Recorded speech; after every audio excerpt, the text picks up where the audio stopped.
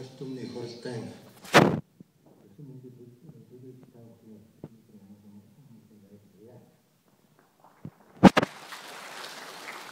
оролцож байгаа улс төрийн намууд төрийн бас байгууллагын хөтөлбөрөөс энэ өдрийн мэндийг дэвшүүлье.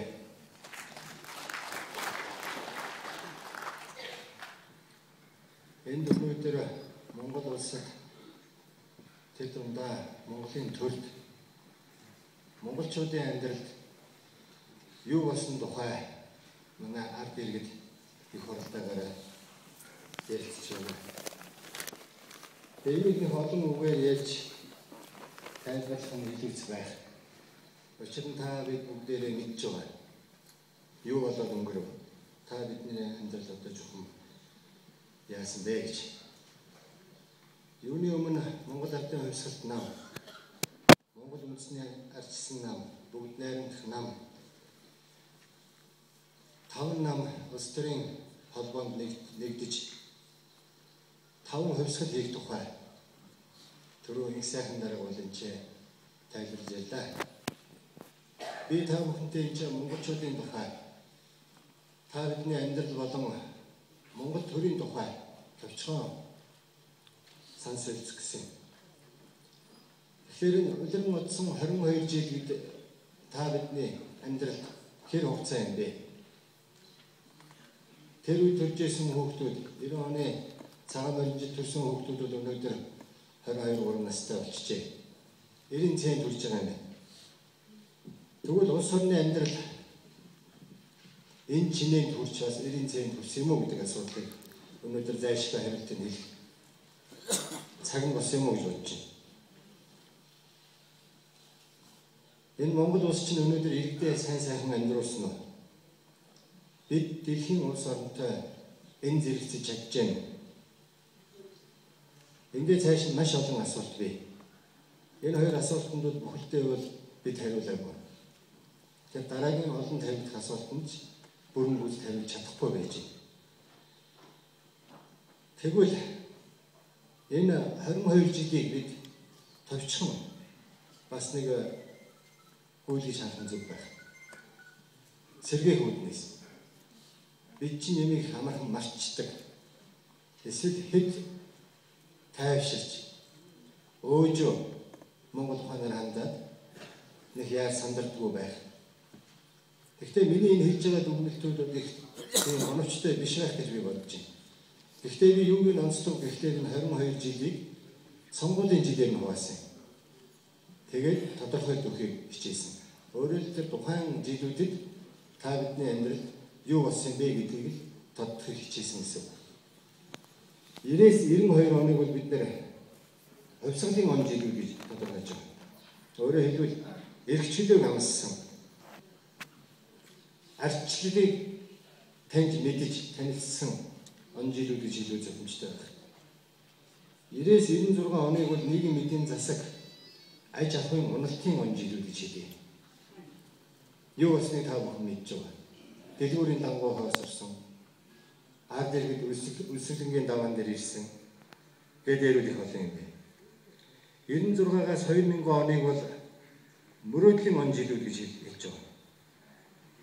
Энд бол маш олон гоё мөрөөдлийг улс орныг хөгжүүлэх тухай, ард иргэдийн амьдралыг өөдөн татах тухай санаанууд их гарсан. Дараа нь 2000-аас 2004 он байж. Энэ бол ядуурлын он жилүүд үргэлжилсэн. Өөрөөр хэлбэл бид нар 90 онд ядуурл гэдэг үзэгдэлтэй анх нүүр тулж тэрнээс хойш энэ ядуур бол улам даамжирсан гэж хэлж байна. 2004-өөс 8 онууд бол баялагын хараад гадаад өвчлөлийн он жилүүд. Өөрөөр хэлбэл 2004 оноос Монгол улс эрчимтэйгээр авдрандах баялгаа ухаж гаргаж ирсэн. Дэлхийд үүнийг таниуж мэдүүлсэн. За 2008-аас 2012 онод байж байна. Энэ бол үндсэндээ ман дундах хавтгаарсан халамжийн он жилүүд болж өнгөрлөө. Халамжаар тэтгэмжээр энэ ард түмний нүдийг хуурч ухаан санааг нь самруулсан он жил. Ингээд энэ 22 жилийг товчхон аваад үзэх юм бол бүхэлдээ системийн задрал явагдсан. Бүтээн байгуулалт олигтой ерөө гэрчтайгүй. Нийгмийн баялагын хуваарлалт шудраг ус явагдсан. Ард иргэдэн ядуурсан нэг хэсэг нь харин харамсалтай хагтлаа байсан. Мэдээж хэрэг нь албан ёсны статистик мэдээ тоонуудыг аваад илтгэл тавих юм бол өөр хэрэг байх. Энэ зүгээр бидний амьдрал хэрхэн ядуу байгааг энэ ядуурлын түвшингөөр 40% хүрсэн гэж албан ёсоор яриад байх шиг байна. Гэхдээ энэ бол 40% биш. Магадгүй 70% хүрсэн байж мэднэ. 720 мянган өрх гэрийн 7 гэр бүлийн нэг нь ядуу гэсэн тоо хэлээд байгаа байхгүй 40% гэдэг бол. Тэгэхээр бид харж байгаа тэр 7 гэр бүлийн 6 нь ядуу байгаа гэж хэлвэл үнэнд юм дөхөх байх.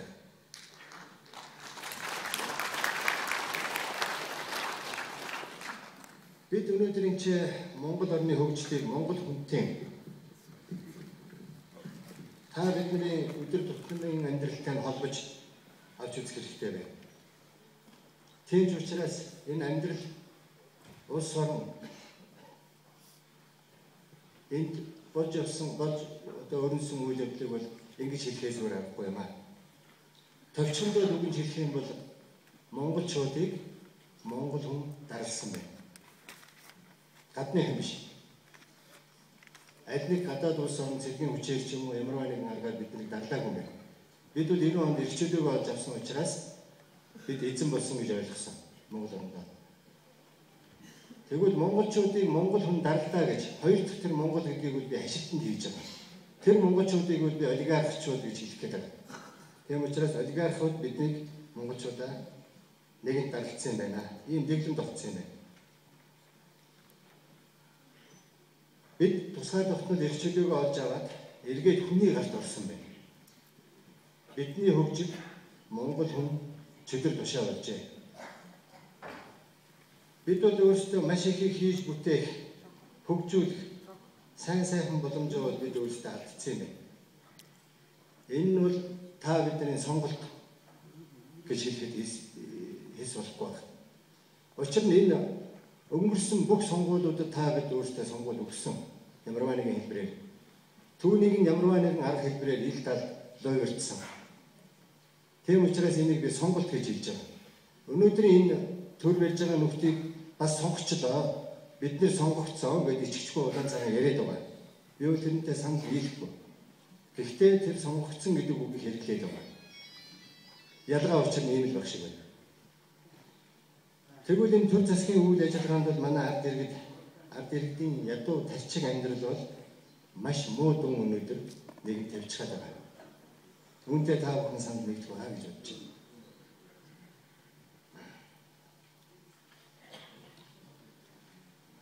Бид өнөөдөр баялгаа нээлээ гэж хэлж байгаа. Эрх баригчид дур зоргоороо авирж байна.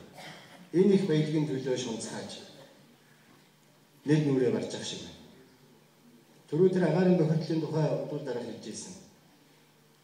5 хотын нэг гэж. Би бол дэлхийн 1 номерын хот гэж хэлмээр байна. Бид бас дэлхийг нэг юмараа хэлбэл гайхуулъя гэвэл ядаж агаарын бохирдлоор гайхуулъя.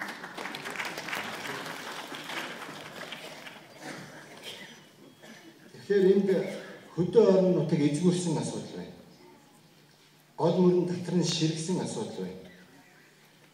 Ард иргэдэн цагаачтан дайчсан.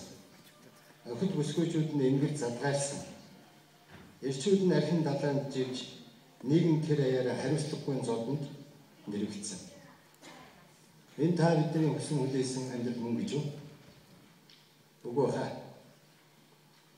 Харамсалтай энэ хугацаанд дэлхийн хөгжил дэвшил биднээс холдоод явчихжээ. Энд би тэр биотехнологи, нанотехнологи, тэргүүлэх хүн төрөлхтний 21-р зуунд авч явах энэ хөгжил дэвшлийн тухай харамсалтай нь би ярьж чадахгүй. Уг нь бол энд би гараад ийм юм тухай илүү ярих гэж бодсон. Гэхдээ энийг ярих цаг заавал олдох байлгүй дээ. Өнөөдөр Монгол хүний эрүүл мэнд баталгаад хүнс шийдэгдээгүй 22 жил болжээ. Гэтэл тэр хөгжсөн гэж яриад байгаа улс орнд бол өнөөдөр энэ чинь нэгэнт шийдэгдчихсэн. Энд нэг зүйлийг бас сануулахыг хүсэж байна. Монгол хүн амьдралыг саяхнаас энэ манан намууд нээх хийсэн байна. Янз бүрийн нэртэй хөтөлбөрүүдийг ярьж байгаа. Монгол хүн 2030 жилээр бид нэр хөгжүүлэх юм байна л да. Би энийг бол 20-30 жилийн дараа гэж ойлгож байгаа.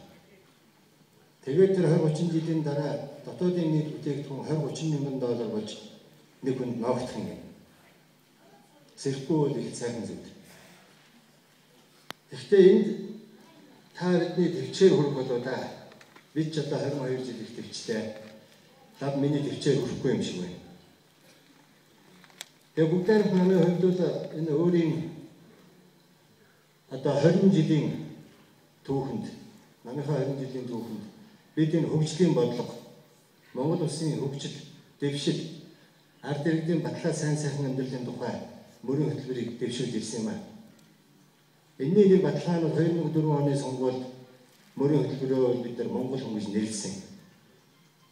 8 онд ч мөн ялгаагүй Монгол хүн Монголыг хөгжүүлэх хөтөлбөр гаргасан боловч сонголтууд өөр дэшээ явсан хашлтан дотор. Гэхдээ энэ 12 онд ч гэсэн мөн ялгаагүй бид энэ улс төрийн холбоонд энэ эвсэлд нэгдэхээр санал шулуудаж энэ хөгжлийн хөтөлбөрөөр бас дахин та бүхэн дэвшүүлж байгаа. Одоо л бид нэг ойлгох цаг болсон юм шиг байна. Тэр үйлдвэржилт, тэр ажлын байр, дундаж чинээлэг давхрах, ард иргэдийн эрүүл баталгаатай хүнс, эрүүл мэнд энэ бүх асуудлууд цогцоороо энэ хөтөлбөр нэгэн тусгал олчихсан байж байгаа.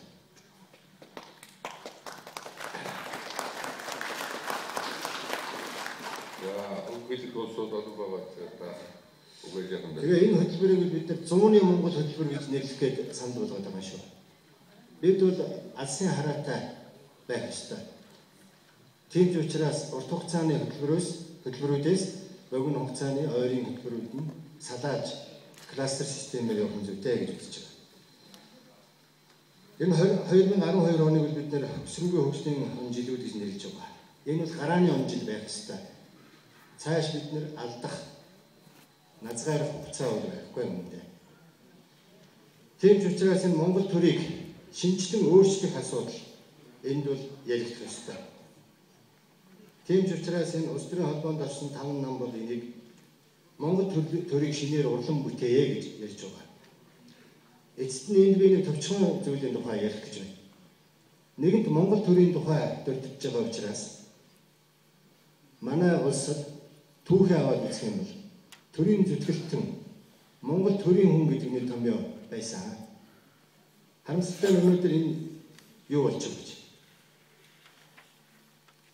Англи улсыг дэлхийн 2 дугаар дайнд авч гарсан улс төрийн нэр зэтгүүлтэн Уинстон Черчилль улс төрийн зүтгэлтэн төрийн зүтгэлтэн хоёрын ялгааг хэлсэн байдаг. Улс төрийн зүтгэлтэн бол дараагийн сонгуульд өөрийнхөө үйл ажиллагааг чиглүүлж ажилладаг. Төрийн зүтгэлтэн хүн бол дараагийн үедээ үйл ажиллагаагаа чиглүүлж ажилладаг гэж.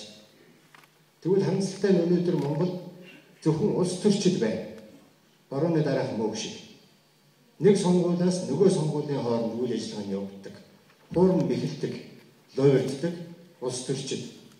Энийг бол улс төрийн зүтгэлтэн гэдэг хашлтанд би өнөөдөр хэрэглэх зүйл юм уу гэж бодож байна. Харин төрийн зүтгэлтэн хүн бол Монголд өнөөдөр улаан номонд орсон юм байна. Төрийн бодлого өнөөдөр өгүүлэгдэж байна. Тийм ч учраас бид энэ улс төрийн улс төрч гэж яриад байгаа сонгуулийн улс төрчдөөс бол салах цагууд энэ 12 он юм аа гэж хэлхийг хүсэж байна.